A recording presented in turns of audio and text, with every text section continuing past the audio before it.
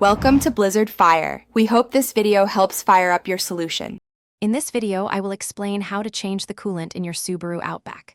First, let's prepare by gathering all necessary tools and supplies. You will need a large drain pan, a funnel, and basic wrenches. Crucially, have new Subaru-approved blue coolant and several gallons of distilled water ready. Remember, safety is paramount. Always ensure your engine is completely cool before starting any work to avoid serious burns. Now, let's begin by draining the old coolant. Locate the radiator drain plug, typically a plastic petcock on the lower passenger side of the radiator. Place a large drain pan, capable of holding at least 2 gallons, directly beneath it. Carefully open the radiator cap, then open the drain plug. Allow the old coolant to flow out completely, which usually takes around 15 minutes. If you cannot find the drain plug, simply remove the lower radiator hose. Next, we'll flush the system to remove any remaining old coolant and contaminants. Close the radiator drain plug securely.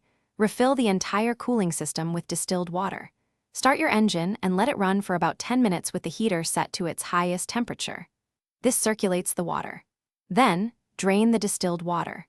Repeat this flushing process 2 to 3 times until the drained water runs completely clear, ensuring a clean system for your new coolant.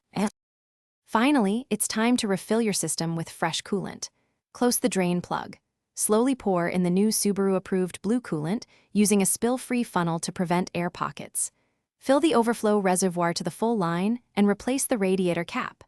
Run the engine with the heater on high, allowing it to reach operating temperature and burp out any trapped air.